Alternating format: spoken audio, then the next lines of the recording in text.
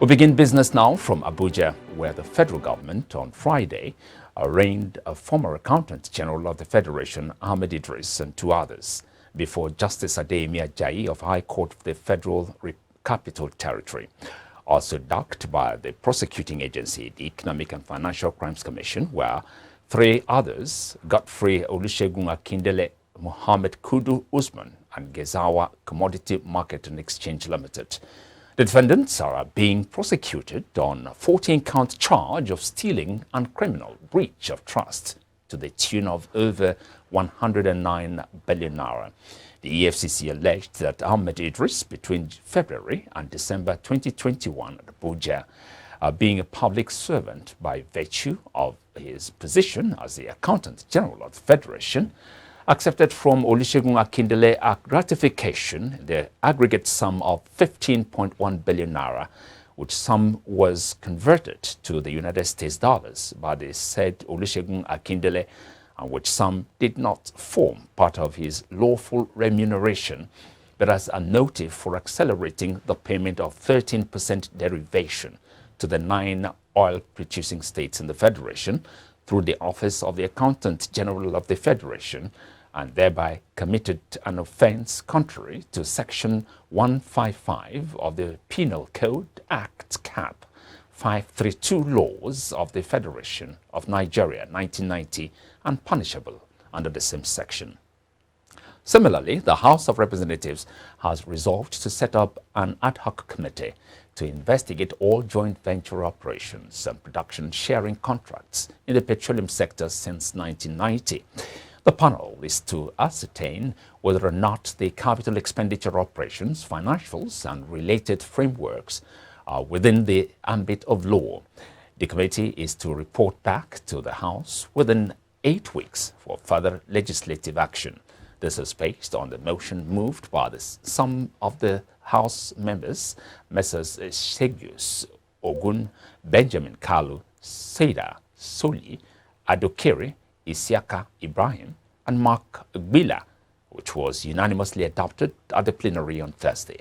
The sponsors noted that Section 88, subsection 1 and 2 of the 1999 Constitution empowers the National Assembly to conduct investigations on the activities of any authority executing or administering laws made by the National Assembly.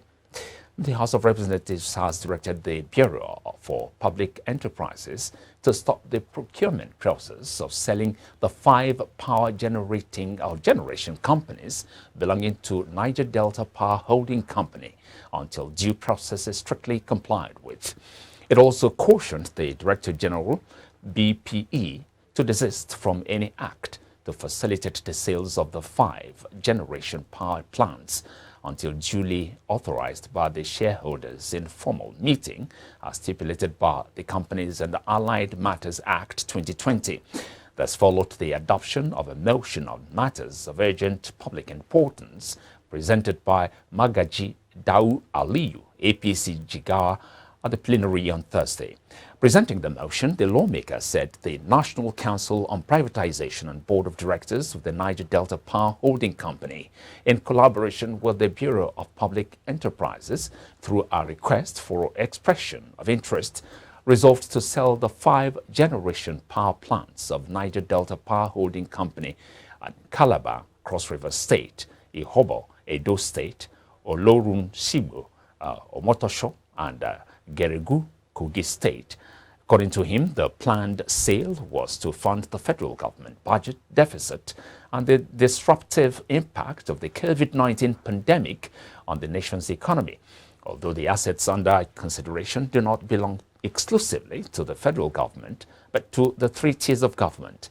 The House therefore resolved that the interests of the shareholders and the national economy will be jeopardized if urgent actions are not taken to prevent the BPE from selling the assets under an irregular procurement process.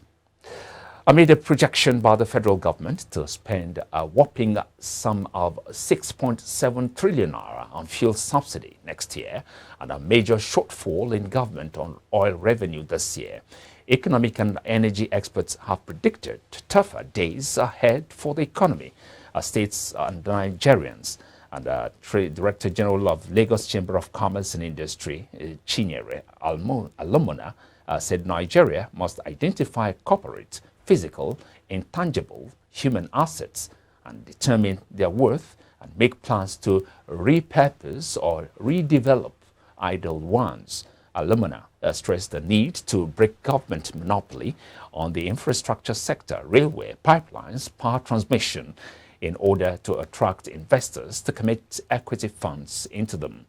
The Minister of Finance, Zainab Ahmed, had on Thursday released the 4-month fiscal report of the economy during a public consultation on the 2023-2025 medium-term expenditure framework. Ahmed said crude oil production challenges and PMS subsidy deductions by NNPC constitute a significant threat to the achievement of our revenue growth targets, as seen in 2022 performance up to April. She noted that, quote, "a bold, decisive and urgent action is urgently required to address revenue underperformance and expenditure efficiency at national and sub-national levels," end of quote.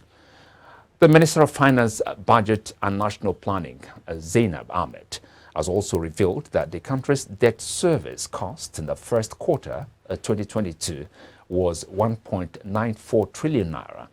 310 billion naira higher than the actual revenue received during the period. The Minister of Finance disclosed these while she unveiled the medium expenditure and fiscal strategy paper in Abuja. Ahmed projected a total of 6.72 trillion naira as a full-year budget for petrol subsidy payment in 2023 if the country decides to continue with the policy that have been identified as a drain on the economy. While the debt service costs are stripping the country's revenue, it is a clear indication of dangers ahead, and policymakers must be more than willing to implement the much-needed reforms to save the economy.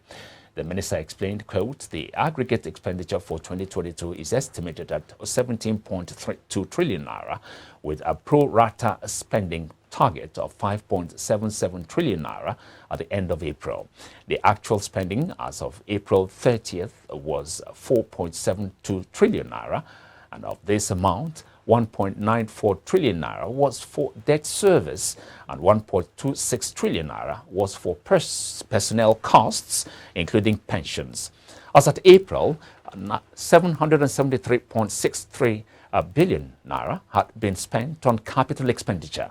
As of April 2022, federal government's retained revenue was only 1.63 trillion naira, 49% of the pro-rata target of 3.32 trillion naira.